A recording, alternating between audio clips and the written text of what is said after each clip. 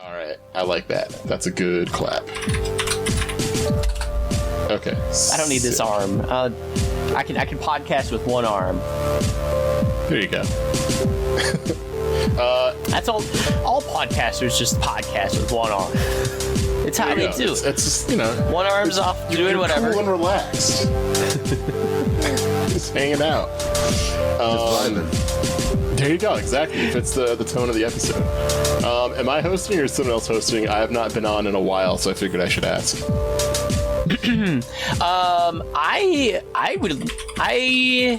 Let me host. Cool. Hello and welcome to the YASEcast, episode 50. We made it to the big 50. Yay. Milestone for us here. Yay! Everybody clap. That's fantastic. Look at us and look at you, listener. You made it to episode 50. Hopefully you watched every single one 5 times over. Boost those metrics. I have a couple guests with me here today.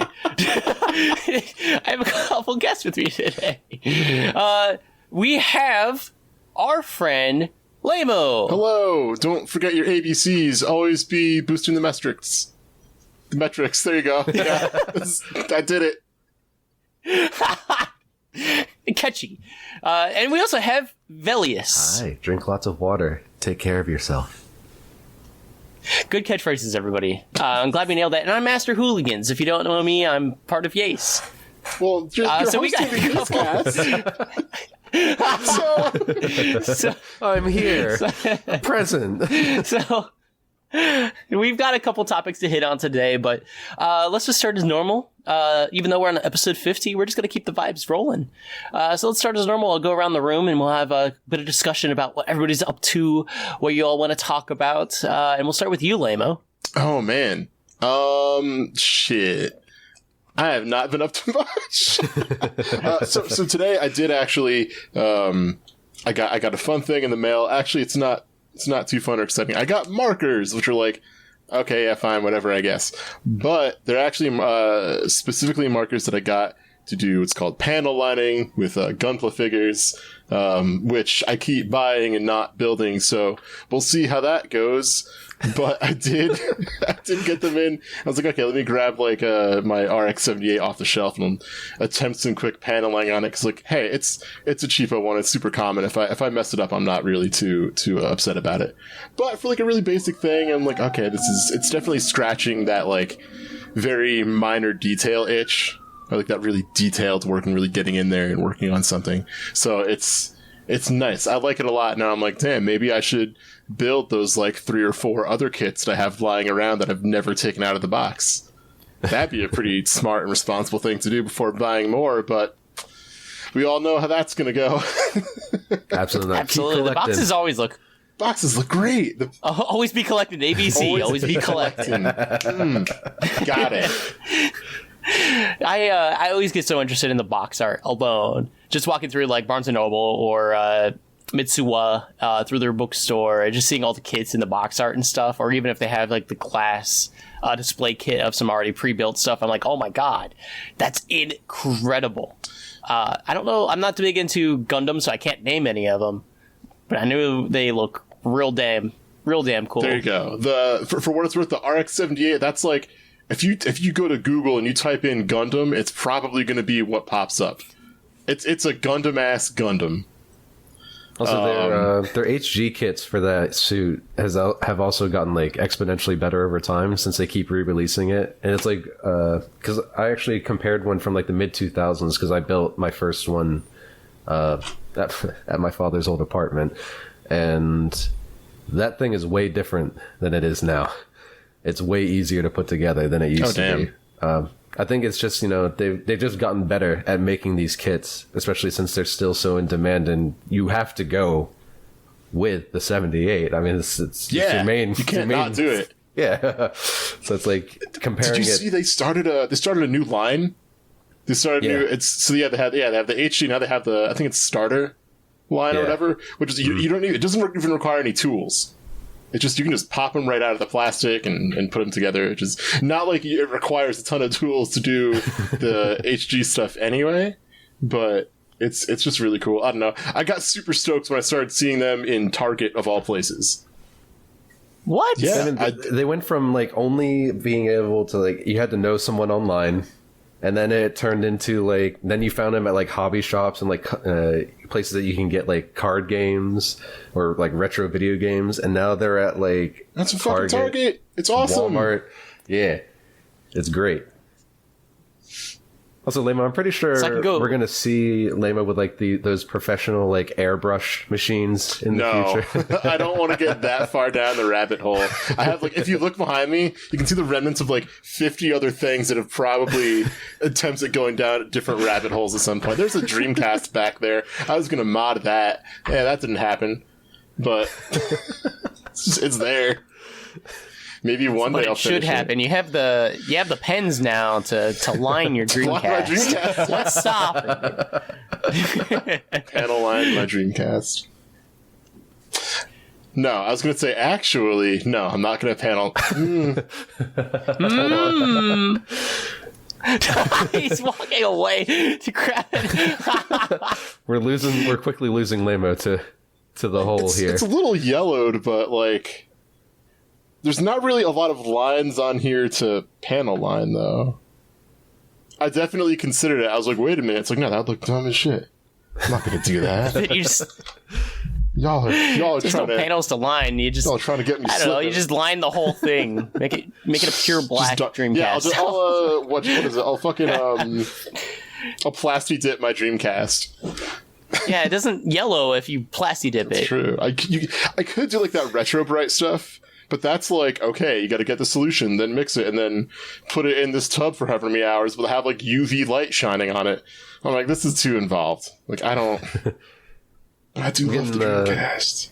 I'm really remembering that that YouTube channel's been showing up. That one guy, I think from like Sweden, who restores a bunch of like retro stuff, like retro consoles. Yeah, I love that channel. Don't know why he started showing up on my YouTube feed, but I started watching it, and now I can't stop watching it. Like, I'm just mesmerized the whole time. And then, like, he never talks. He just puts in subtitles that explains what he's doing. Yeah, it's great.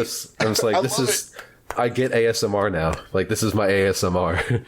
Oh, see, I just love it because I'm like, I'm so used to, like, just the worst royalty-free music going on in the background, or just too much commentary, and it's like, whoa, this was pretty great. It's like, nah, shut up. I'm just here. I'm just here to watch this thing get cleaned. Have you ever watched like car detailing videos? Yeah. Yeah.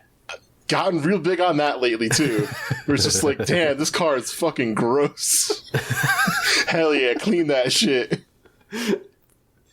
It's the same kind of thing. I haven't watched car detailing, but I've watched like power washing videos. Seeing the grime come on, it makes it's taking the grime off my brain. Like, while I'm watching the power washing the power washing is going through my brain, and I feel better. That's the fucking Something's gateway very drug. good about it. That's the gateway drug to get to where Velius and I are at. You start with the power washing videos. I'm not fucking around. That's how I started. That's where I was at a year ago. I was like, oh wow, this is kind of crazy, but these pressure washing videos are pretty cool. I'd like to watch it. It's really satisfying. And now I'm like, yeah, scrub that fucking Game Boy with a toothbrush. I'm here for it. Put it in the solution. I'm ready to watch it all just melt away. People make compilations of power washing and pressure washing videos that aren't even like their own clips. It's like the fucking Liang BBB of pressure washing videos. Cool and funny moments with pressure washing. Funny power washing moments. That's so good. Oh Christ. Oh my god. I'm lightheaded. Vel, what have you been up to, Vel? I've been playing Dragon's Dogma a lot, which everyone should be playing. It's a great game. Yeah. It's like ever since Mira died, I thought I've already played Dark Souls 3 to completion like twice now, and I'm still like not good at it. But you know, like every time I play that game, I end up doing the same thing where I get a Zweihander and I just crush everything in front of me, and then the game's over. So it's not like it's not fun. I still love the lore. Like, I still wish I could find an affordable Dark Souls 3, the official art book, you know, like the design works book. There it is. Yeah. Well, those are going for like $160 on eBay. So I'm like, I don't think I need $160 worth of Dark Souls 3 art. It's a lot. No. The JPEGs are out there if you need them. Yeah. If you're really itching for those JPEGs, you can go right in, Now look, dive in. We're not saying pirate anything, children, but we are saying if you really wanted to find a Google Doc that just has all the pages, it's out there.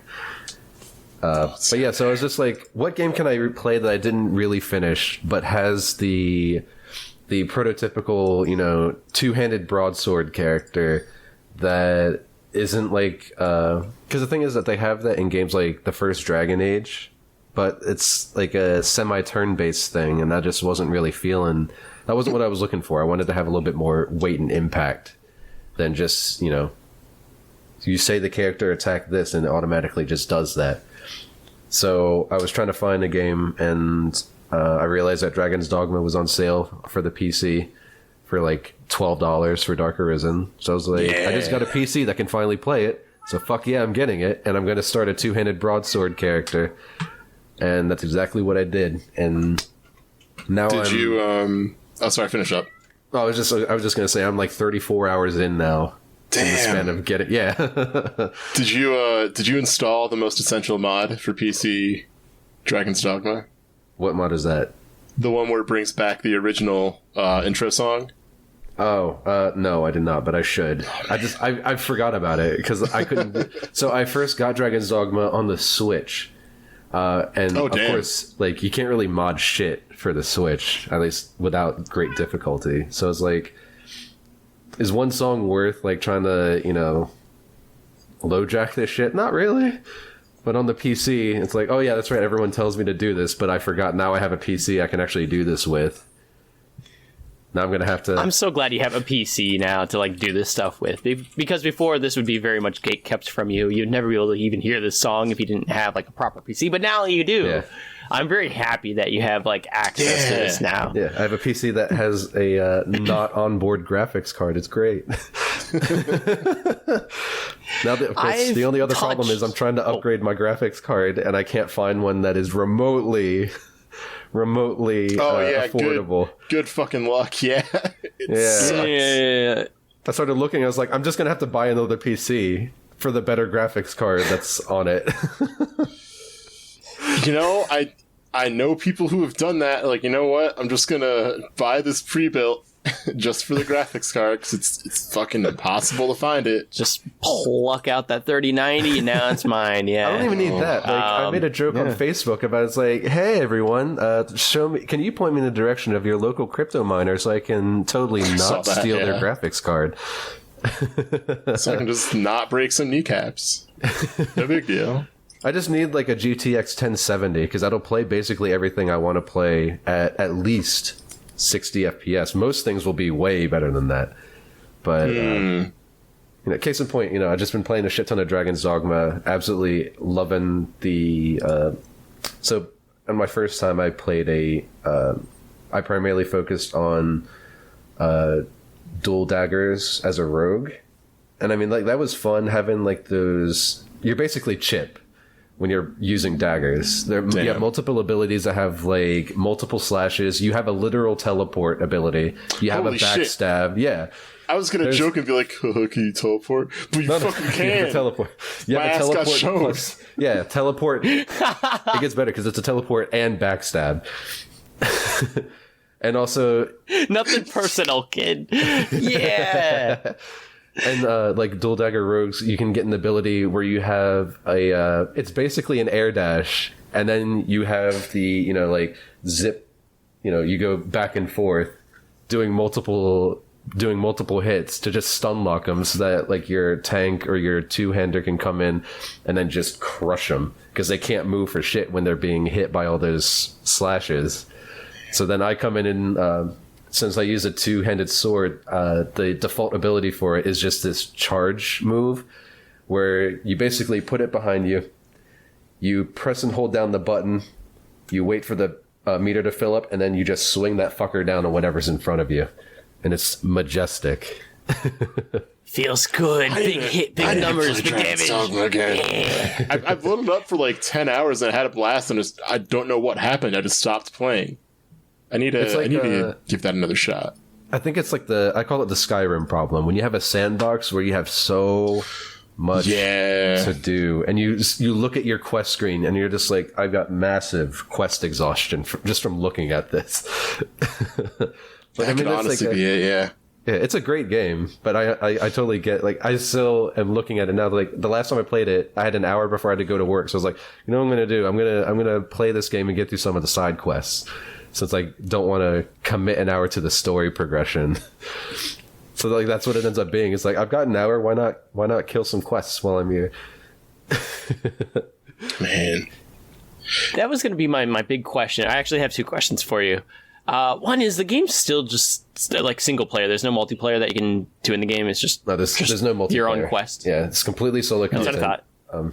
The only multiplayer. And then number two, then. Well, the only multiplayer element to it is that you can hire So you create a pawn as like your primary, secondary character. That's AI controlled, and then you can rent 2 more pawns, and those are all created by other players. So you have an incentive to constantly be upgrading your pawn's equipment so that they get rented by other players, who then give them items when they're done renting them, so that they bring you back. And even if it's just minor stuff, you still have a constant supply of like materials and stuff coming in. But you always have an incentive to make sure that you have the proper outfit for your pawn. Okay, that's kind of a cool system to like incentivize like your upgrade and like maintaining the community and logging in each day and continuing to play. So then I guess my other question was, like, I've touched Dragon's Dogma for maybe about 2 hours. I didn't really get like hooked on it, but what is the like mid-game like gameplay loop look like? Do you just hop on and you just pick a quest and go for it? Do you go try and get some loot? I guess, like, what's the general loop that you do? So like, as far as the story goes, I think there's either 4 or 5 stages in the game's story, and certain side quests become unavailable after you progress to the next stage. So you have an incentive to be doing a lot of the side quests, but you honestly don't need to do all. Like, I'm rolling around in like 200 G's of gold that I just have no reason to spend because I've fully upgraded. I have the best equipment that I can get right now that I can buy for me and my pawn. So it's like, all I can really do is hoard until the next stage unlocks when I can get the next level gear, you know? So it's like, most of the time, if you're doing side quests, you're doing it for rift fragments, so you can hire exponentially more powerful pawns from other people, or get special things that you can do in the rift, because that's where you get more pawns, and there's other things that you can do there. Or experience, and then obviously, you know, like gold and stuff like that, so you can be constantly buying like restorative items, and you can take out some of the legwork by spending money, but honestly it's just best to hoard it, because you come across so many you can make like different types of herb ales, and then you can eat nuts. Like, I wish I was joking, and I wish it wasn't nuts, but they're the most. Me and Red Bull just like looked up and started again. And it's even worse because they're called small nut and large nut. Yeah. Oh. Yeah, but it's like, they just had to. They weigh next to nothing, and they restore for what they do. They restore a fair amount, so you can eat all the nut to restore health. I wish you said nuts instead of nut there. Yeah, you're eating nuts. Oh my. Or you can be an adult like me and make potions, I guess. There you go. Because honestly, like, since I have since I'm using a two-handed sword, I'm usually at the front with my tank, and my sorcerers are in the back, but it's me and the tank who are taking the most damage. And after a certain point, both tiers of having the nuts and a lot of the other fruit and food items that you get, they don't restore enough. You kind of need to have potions, or you have to consume a lot of it all at once. But yeah, the potions, Got especially to snack on like 100 almonds. Keep it healthy. I'm tanking. I need so many nuts. I'm swinging sword with one hand and eating trail mix with the other. But I mean, like, it becomes a lot more when you unlock more of the skills is when the game starts becoming a lot more interesting. I found, like, I started playing it a lot more after you get past the first tier. Like, you're given like functional but kind of shitty starting abilities because it's an RPG, and then when you unlock the more like when you do side quests, you get discipline. When you rank up in your vocation, which is like your character class, you get more discipline. Doing basically any quest gets you more discipline because you're fighting more. So then you take that discipline to learn new abilities. You learn new like core abilities that you can swap out later. You have like primary and secondary abilities based on your class. So it's like I have a whole bunch of different things I can do with my sword because I don't really have to double dip. Like if you have a tank that has a sword and shield, they'll have skills for their shield and skills for their sword. So you have offensive and defensive type of abilities in that. And then obviously you have mages who have, you know, healing, and then they have different types of elemental attacks. They have things that can like blind opponents, poison opponents, stuff like that. But you have to pick and choose. That's the other part of hiring other people's pawns, is that you need to look for the pawns that have the skills that you are missing, you know? So you have to Makes sense, party, yeah. basically. Yeah. So that's how you really, and the game lets you choose what skills to look for. There are certain parts of the game where actually gender matters. You'll have people who are immediately, like, if they'll get immediately aggro if they see male characters. They'll get immediately aggro if they see female characters. It's later than the first 2 hours, though. You have to explore a lot of the map to find them, but just that, you know, so you have unique party compositions where it's like, if you want to talk to the all-female bandit gang, you cannot have a male in your party unless they're disguised as a woman, right? So you can otherwise, if the leader sees the male in your party, they will immediately aggro you. Yeah, so you have a lot of different, like... Interesting. Yeah, there's a lot of unique elements to it, but you still get the quest exhaustion, which is still its biggest... At least for me, that's the biggest attraction, is that they give you this mountain of quests, and they're just like, go at it! And theoretically, you just take care of it in your own time, but you look at the page, and you're just like, that's a lot of work. That is a lot of experience Absolutely. and money. The exact problem I had with Skyrim and Red Dead Redemption as well. It is overwhelming to a point where I dread kind of booting up the game a little bit. Where I just thinking about having that much stuff to do and the time that it would take to do it almost turns me off immediately. Of just being like, just doesn't really catch me personally, unless it's definitely like your thing. Like, I think like just having that like sensation of being a fantasy big broadsword carrying, two-handed sword carrying person, sometimes that's just enough to drive you to play the game in and of itself. Same thing with like Skyrim, same thing with Fallout. Maybe you just want to like be like, oh, I'm just like this mutant person in Fallout, and then that just drives you to like keep on driving through the game. And I think that was kind of like what drove you to Dragon's Dogma to begin with anyway. It was just like, I just want to carry this big ass sword and do some stuff that's like not Dark Souls. It also helps with the combat is very fluid. So after you get into like your skill loop and everything, it becomes a lot more of just like, you know what you're doing. A lot of the quests become much more easier to kind of handle. And then you become more comfortable with just being like, hey, while I'm in this region, I can just do this quest because I need to be there anyway. Kind of thing.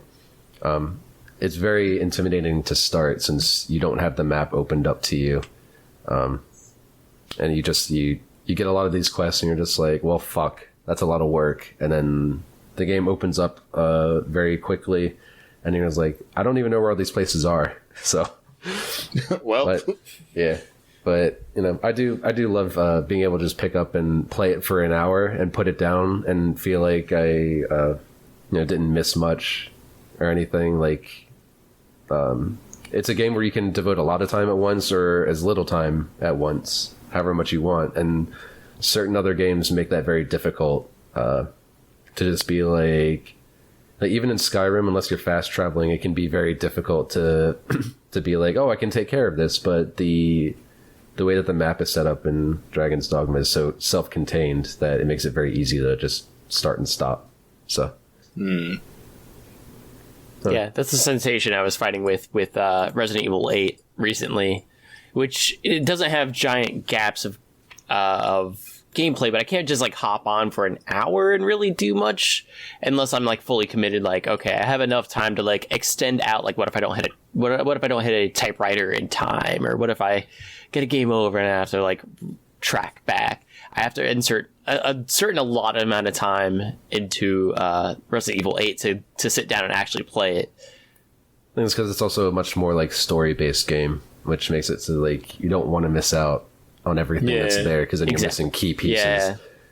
And it's like in Dragon's Dogma, it's like, oh, you need to get 10 eggs for this person. It's like, okay, I can do that. I can get an egg. Yeah, I can get eggs. A quick aside though, just talking about like having to make sure you have a certain amount of time set aside for games. Favorite feature of like PS4, Xbox One, and Switch onwards is just, okay, I can just put my console into rest mode, or I can just like pop the power button on my Switch and it's cool, goes to sleep, and I can just put that away until whenever. Playing through Dragon Quest 11 on my Switch was fantastic because of that. I can just, it's a big sprawling RPG. It's going to take me, 50, 60, 70 hours, however much it took. But, okay, I'm done for now. I can put it down and pick it back up as easily as I want. Just need to get in there because, goddamn, I love that feature so much. It's the best. It really is. It is the best. I love it. The only thing I wish PS5 has that I think the Xbox Series X has, and don't quote me on this because I don't have an Xbox Series X, but I think the Series X, you could switch between games and still have it resume when you switch that's pretty back. Cool. And I hope I'm not mistaken on that. I know PS5 doesn't do that. You can turn off the console, it saves whatever you're doing, but I think the Series X you can swap between like at least 2 or a couple other games, and each one goes into its own separate rest mode. So if you have a couple friends playing, like, I don't know, Street Fighter 5, and you just want to swap over to that and go back, you just pick up after you're done playing your Street Fighter games or whatever. Which I hope that becomes a feature on PS5, because that sounds even like the natural evolution of what you're talking about. It's such a good feature that it would be hard to have consoles without something akin to that going forward. What have you been up to, Rhett? Yeah. Good question. Rhett's been playing video games. I'm trying to scramble through my brain and figure out which ones, because I'm in the middle of a lot. I have a lot of stuff I've been touching. So, big first and foremost has been like a dump of a bunch of mobile games that have just been coming out, and I'm a big mobile gamer, so a lot of mobile games coming out. I got into the Nier mobile game beta. How is that? I know you're going to tell us how it is, but I just got very excited. It's very, very good. I don't know when the official like full release is, but this seems like the game is mostly ready to go forward. It should be releasing within the next couple weeks. Very, very, very good game. Very fun. It's playing off of the mobile game that's a console game kind of aesthetic in a way, where it's very big budget. It has a lot of great music. It has very good visuals. So it doesn't feel like your typical mobile game. It's very AAA and quality. So I believe that's called Nier Reincarnation. So I got into that. I got into this anime golf game called Birdie Crush, just because I wanted to play some damn golf. So you get to collect like a couple anime characters. You get to get some like weird golf clubs and stuff, and then just go golf it. You just get to send your units out to battle on the golf field. Oh, this is and anime. I've been enjoying that. And quick aside, Mario Golf comes out this month too. Exactly, which is exactly why I wanted to play Birdie Crush, because I was like, I need to get prepped for Mario Golf. The fact that Mario Golf is so close, I just had to scratch that itch right now. So I've been playing that. The English release of D4 DJ came out, so I downloaded that.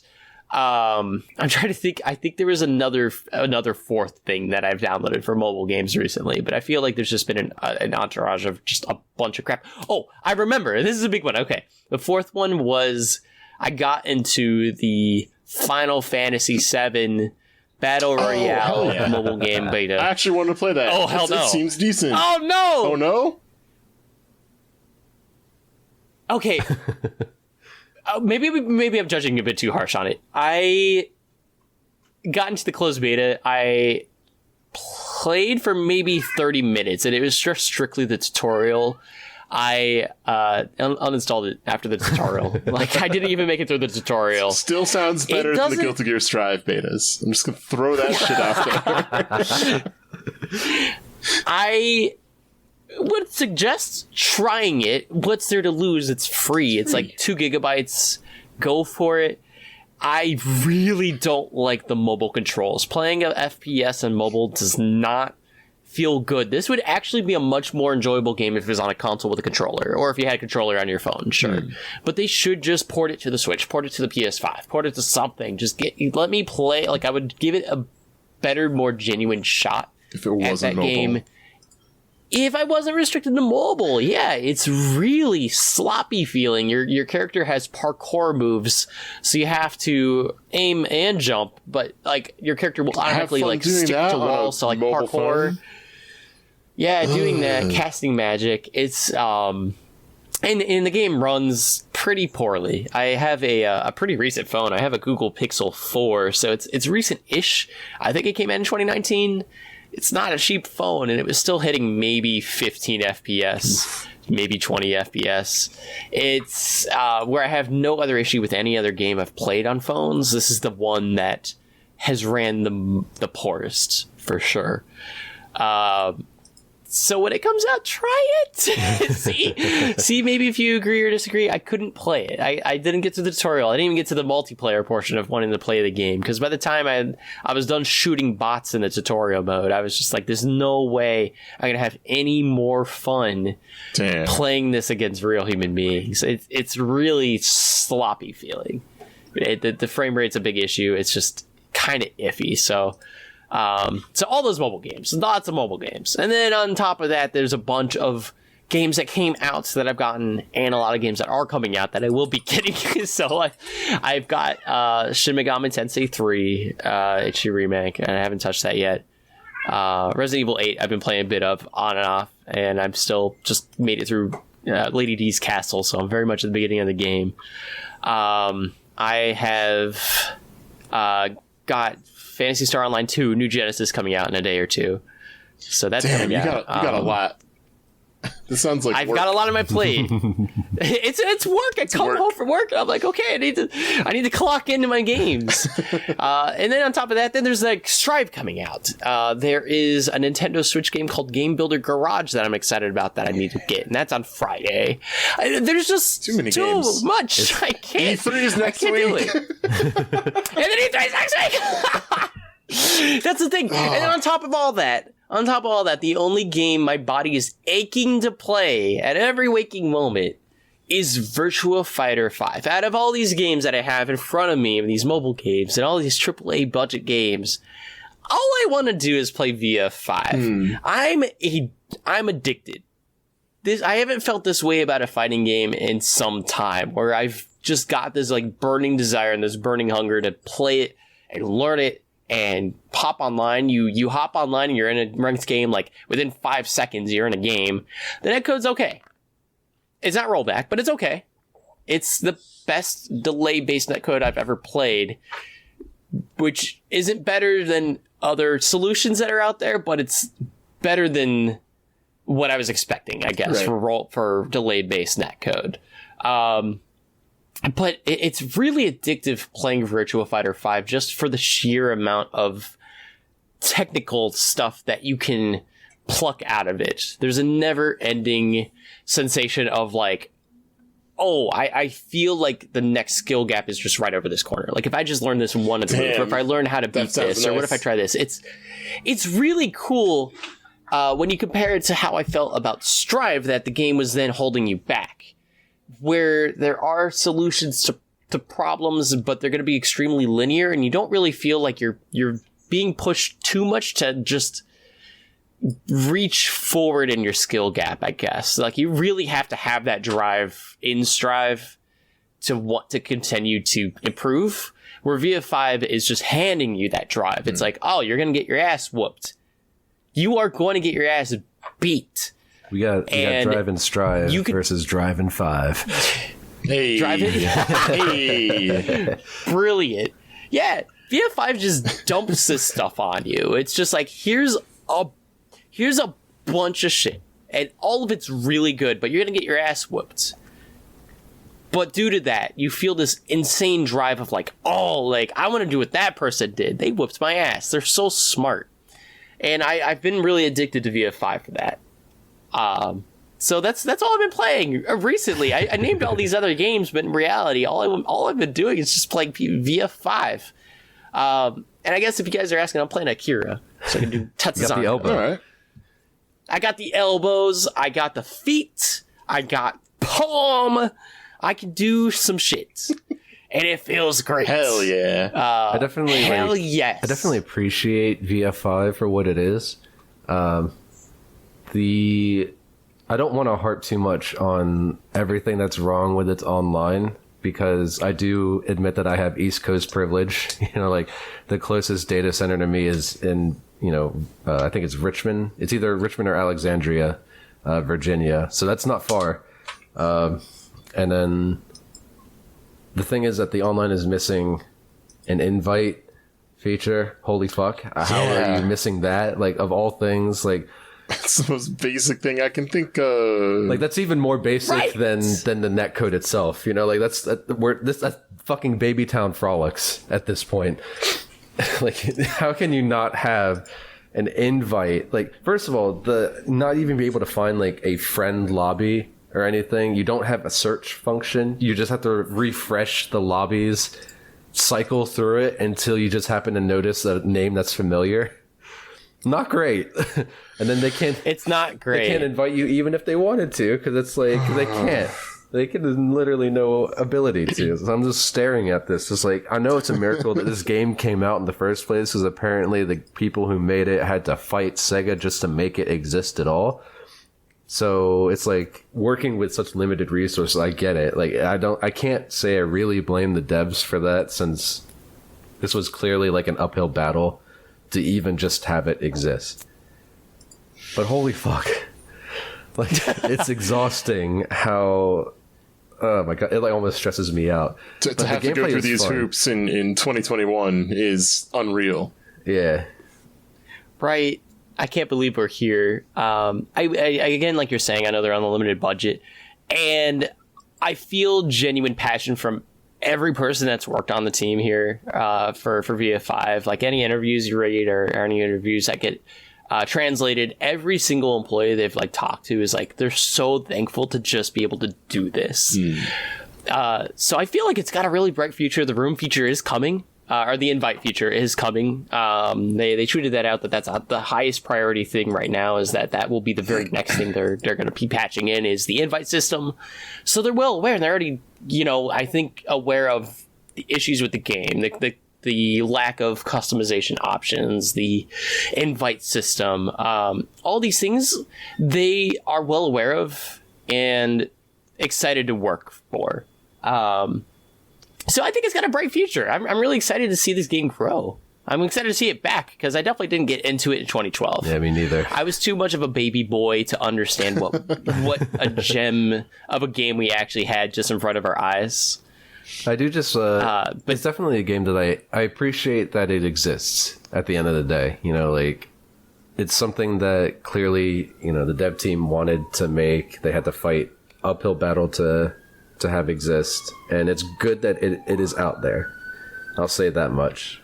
Obviously, I wish things were different, and I wish the fucking knobheads who run Sega would understand that if you want people to really like stick with your product, you need to have basics that are there to accommodate those people. Because I don't think the interest in Virtua Fighter ever really fell off either.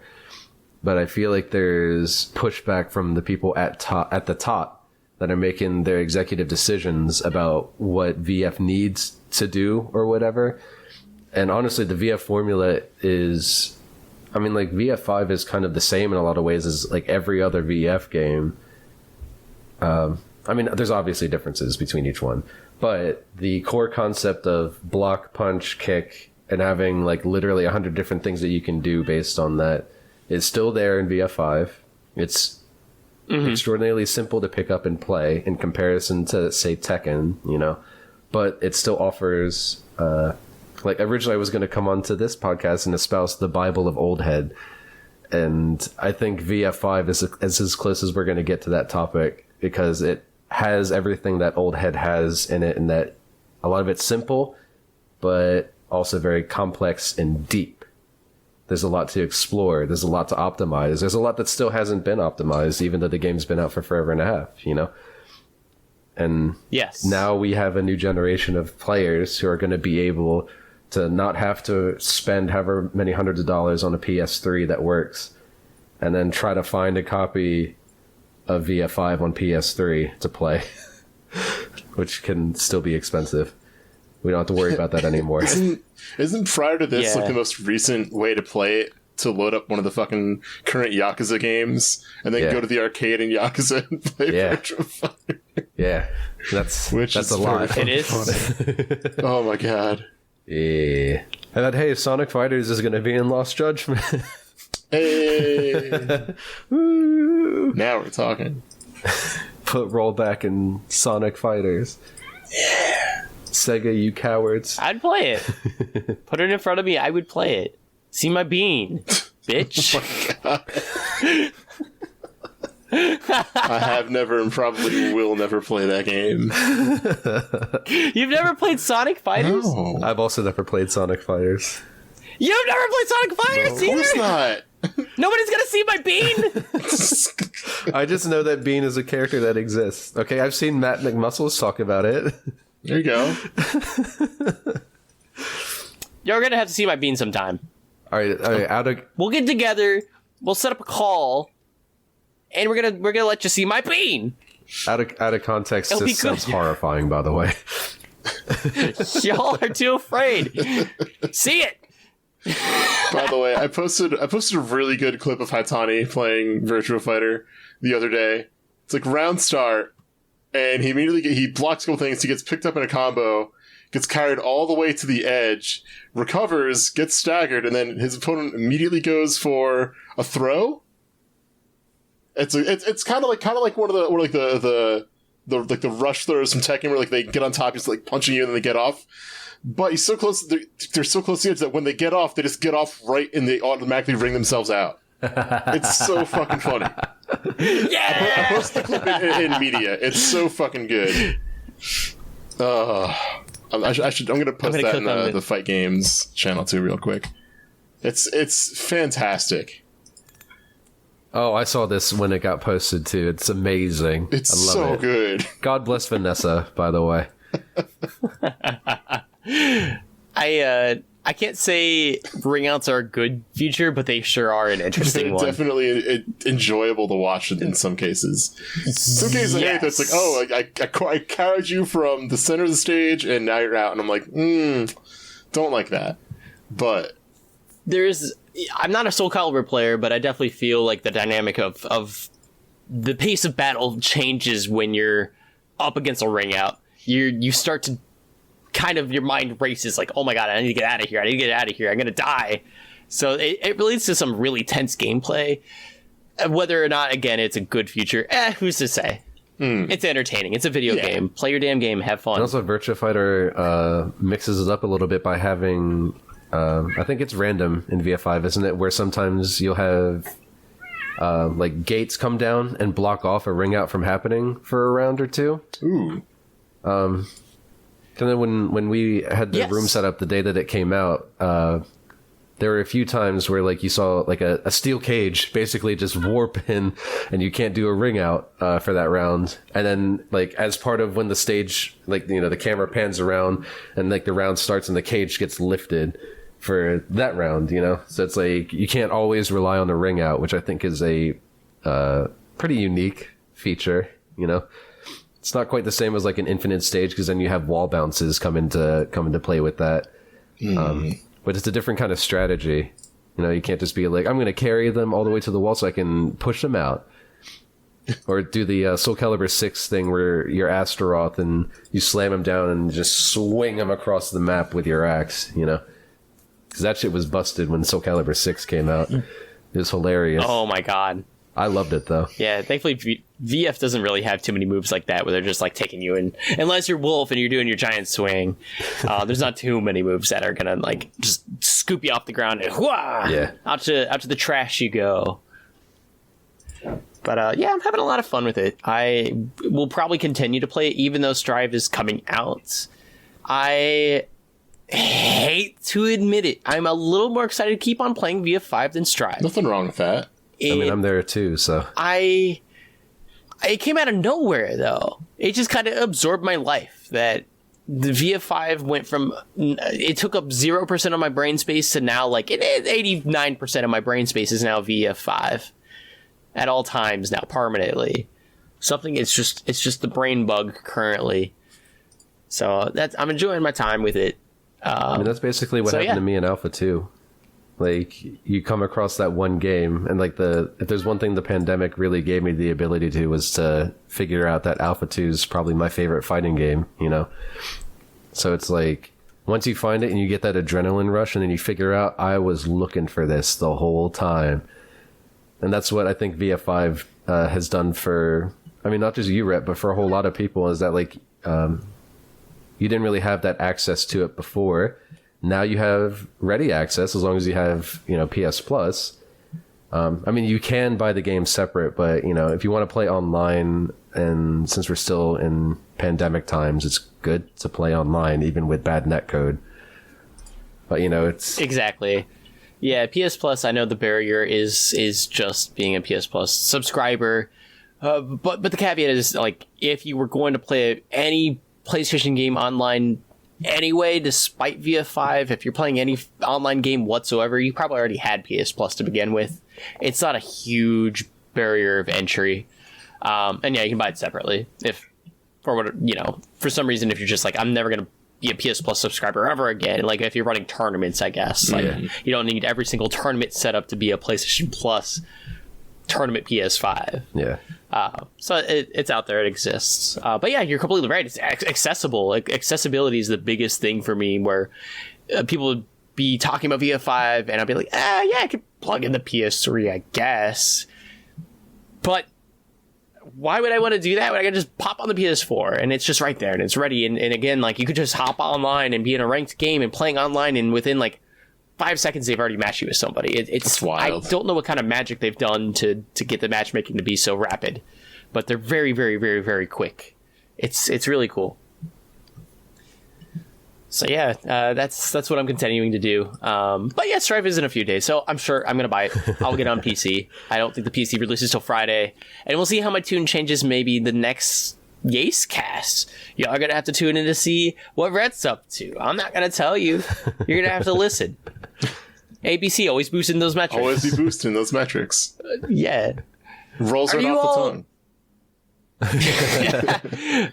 Are you all going to be watching E3?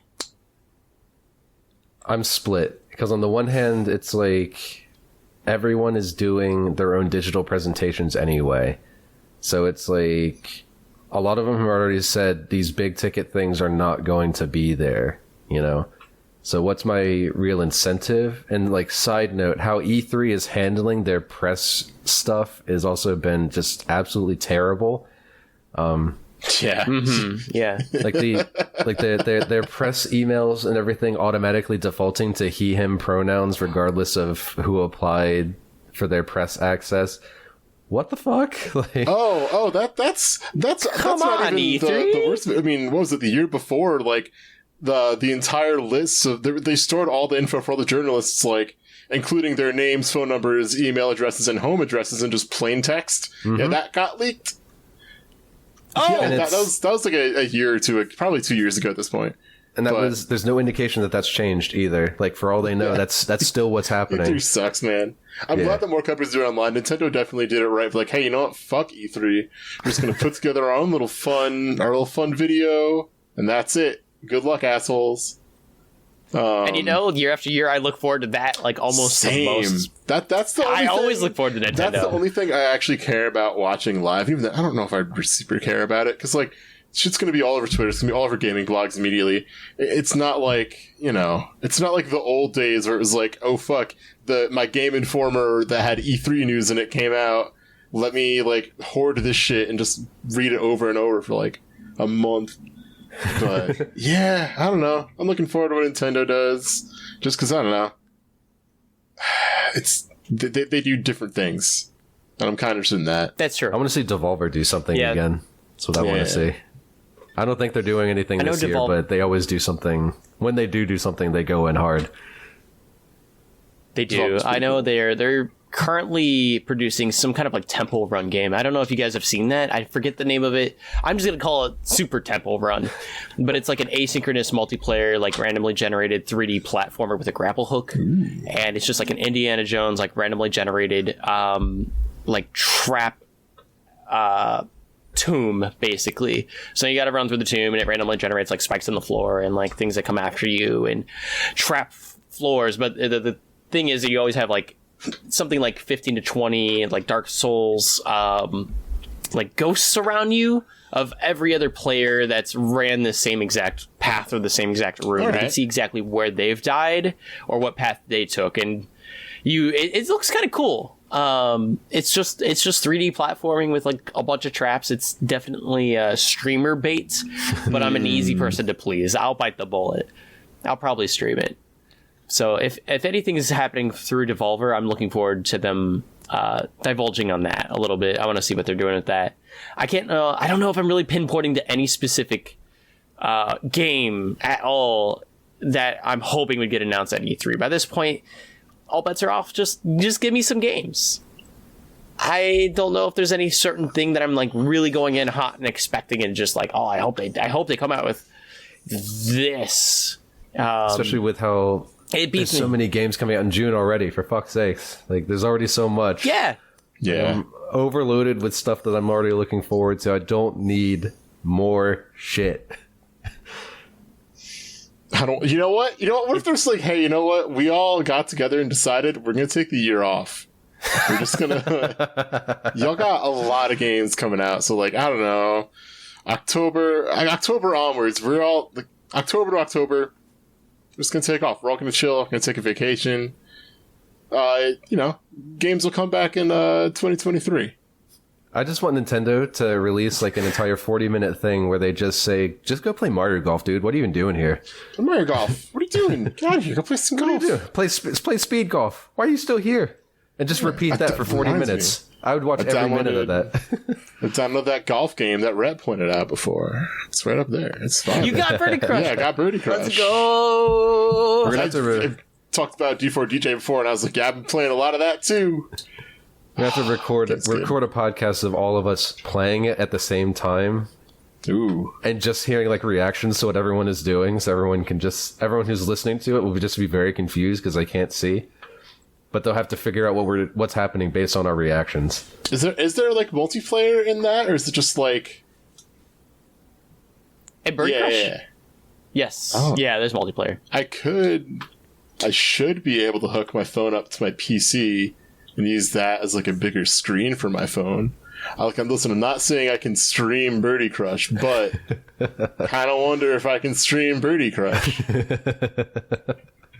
I'm curious. If not Birdie Crush, we will have to do some sort of golf. We could just do Newer Turf Masters. There we go. If we're being honest, there we go. Well, you got to do Mario Golf when it comes out this month. It's true, Mario Golf, which I will be getting Mario Golf. So see my bean in Mario Golf.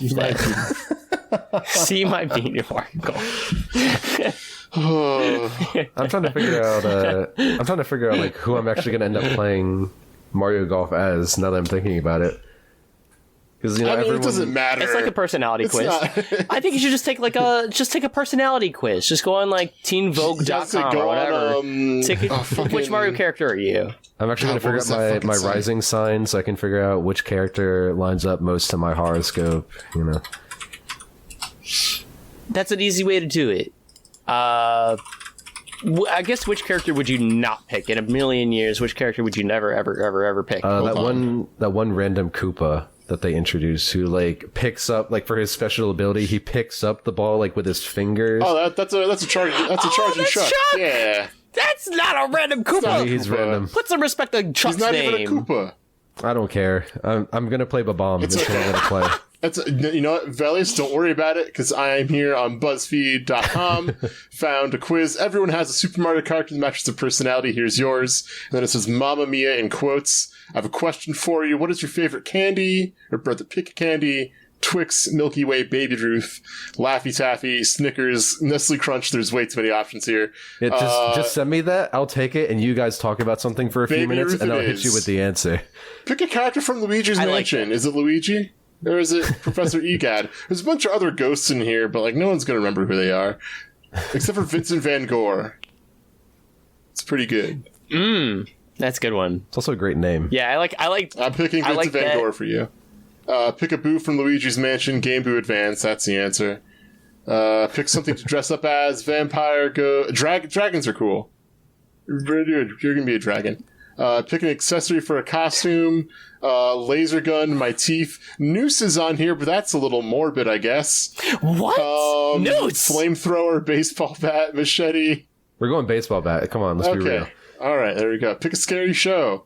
None of these are good. These are some odd questions. Pick a scary show? Do the Mario characters know what horror even is? You're Mario. I'm sorry to tell you that you're Mario is the worst thing. It's like, I'm just a Mario. Who the fuck? It's like, who loads up Mario Kart? You load up Mario Kart 8. You're like, wow, look at all these amazing, fantastical characters. And you're like, I'm going to pick Mario. You could be you can be a skeleton version of Bowser. And there are people out there who are like, I'm going to be Mario. And they got the Mario. They got the Splatoon kids in there. They got the Squid kids. You got Liang. Isabelle. You got Furry Mario. You got Gold Mario. You got Gold Mario. Mario. Or Metal Mario. And Gold Peach. But same thing. You can be Rose Gold. There's Baby Mario. Rosalina. Whatever the fuck it was. Yes, I'm loading up Mario Kart 8 right now because I'm just like, there's so many characters. People out here really being like, I'm going to pick plain ass regular Mario. Like plain Mario with the regular Mario Kart, with the regular Mario wheels, with the MK8 banner, like the whatever it is that lets you float, from MK7. Yeah. Glider, there we go. It's some fucking, I drink lukewarm water with no ice. I only eat dollar store vanilla bean ice cream. Yeah, there we go. Not even vanilla bean. That's too fancy. It has to be just regular vanilla. No. It's because you have vanilla bean is like your regular vanilla, and then French vanilla is the fancy shit that is an extra 30 cents more for your gallon. There you go. God, there's so many characters. Link is in Mario here. Players are fiends. They're worse. Like, at least with a Shoto and a fighting game, you're sure you can pick Ryu, whatever, because your personality shines through what you're doing on screen. You can't do shit with Mario in Mario Kart. You drive the same damn car as everybody else around you. Damn. It's so bad. Okay, looking at this now, I never thought about it this way. There's at least 3 undead people you can play as in Mario Kart 8. There's Dry Bones, he's a skeleton. There's Dry Bowser, bigger skeleton. And then there's King Boo, he's a ghost. Then you have Metal Mario and Pink Gold Peach, which I don't know if undead is the right word. Are they golems? Are they constructs? Yeah, we're gonna go with that. We're gonna go with some that. kind of elementals. Yeah. It's Waluigi, who might as well be dead. Oh my god! Oh my god! Waluigi's going to be in Mario Golf. I'm going to have to play Waluigi. I wonder if you can hit him with the ball. Wah. He's like the little like golf, like one of those like golf ball cleaner caddies or whatever that like drive through a little cart and suck up the golf ball. Swinging the balls at it.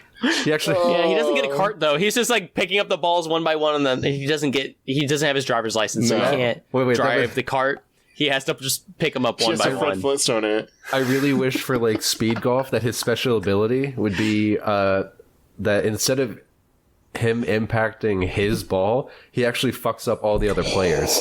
Can you imagine? Oh man, I would never not play Waluigi if they made that his superpower. have you ever played Tetris Battle Gaiden? I have not. Is there some kind of mechanic that's like that? Because if there is, I'm going to have to play it.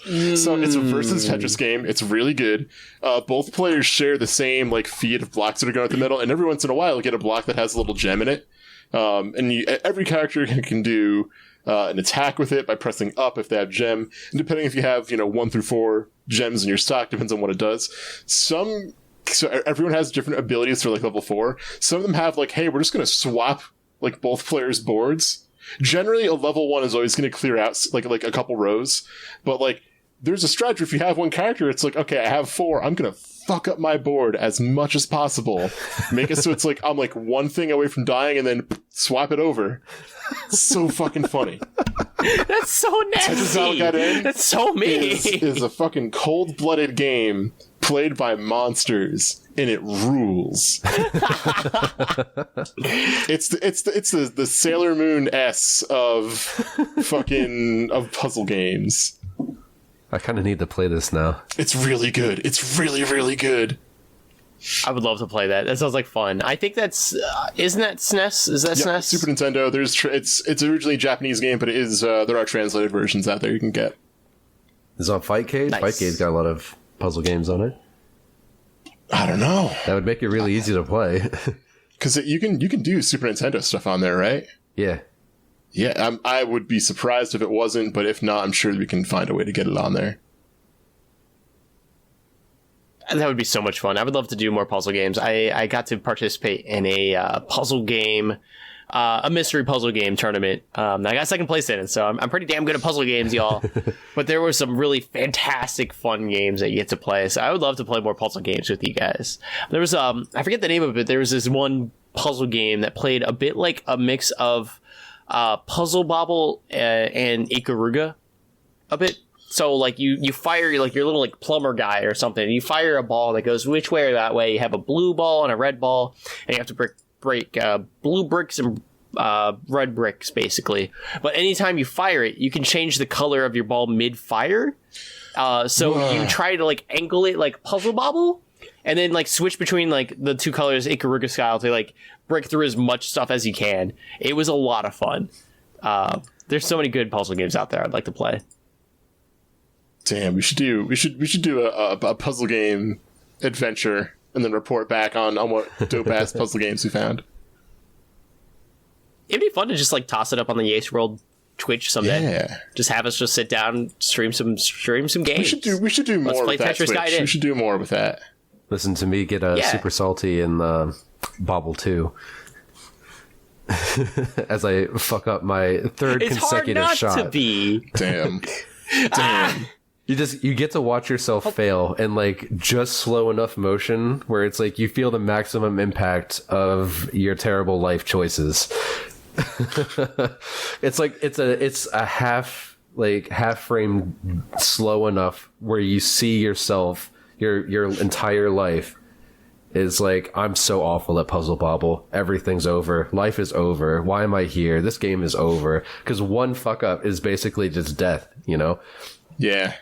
And then the game is very punishing. And then junk on top of it. So it's like, last time I was playing with Rhett, like he kept hitting me with junk while I was in the middle of firing. I was like, Rhett!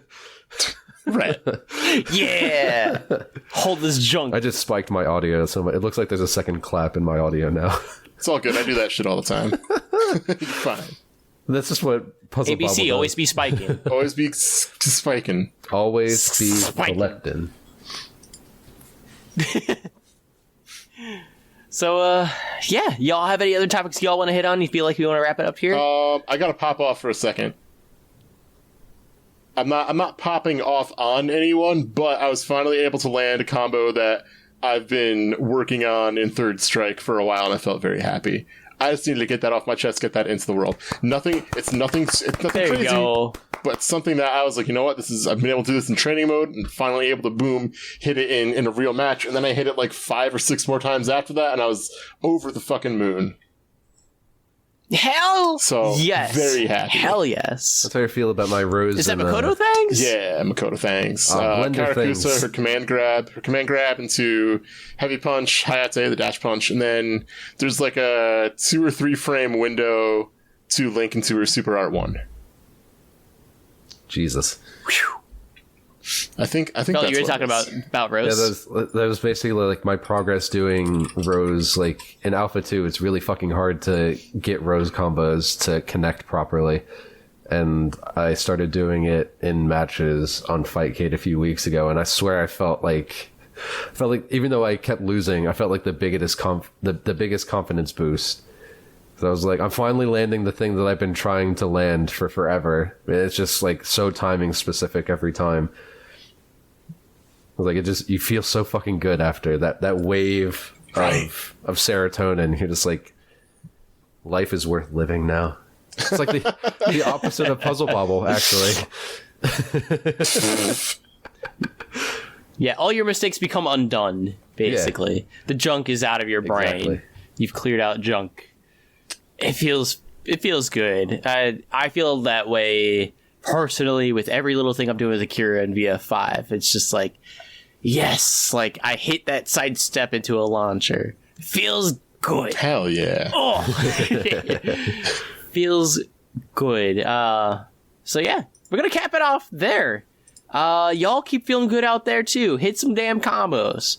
Go into practice mode. Drink some water and eat a sandwich. Yeah. Do things that make you happy. Lamo, where can people find you? You can find me on Twitter at Lamo_SD. And that's pretty much it. I was going to drop the Twitch, but I have not streamed in literal months. And I don't know if I really plan on streaming. So you can find me on Twitter. There you go. Vel, how about you? Find me on Twitter at _Velius. And find me blogging about fighting games and movies on realbattleonfilm.wordpress.com. Hell yeah. Hit it up. And I've been MasterWho. You can find me on Twitter at MasterHooligans. That's WHOligans. I'm also on Twitch at MasterHooligans. So, yeah, thanks for listening to the 50th episode of the YASEcast. Catch us again for number 51. And we're going to sign off for the night. What's our saying? We have a saying, don't we? The host is forgetting. It don't cost shit to be nice. It don't cost shit to be nice. ABC, always be nice. Always be nice. Peace, everybody. Always be kind. Always. Peace. Y'all have a great night. Later. I need to, the host needs to remember his damn job. Yeah, this is what I'm getting paid to do. Now you fucking know what my struggle was for 49 episodes.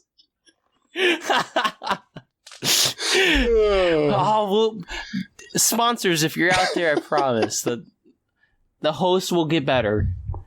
Give us at least 501 episodes. We'll get... you don't go to a fighting game and you're good after 50 games. You got to do it like 500 times. Let's go. We're in this for the long haul. Closings will continue until morale improves.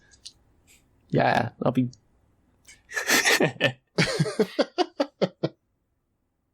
Hell yeah.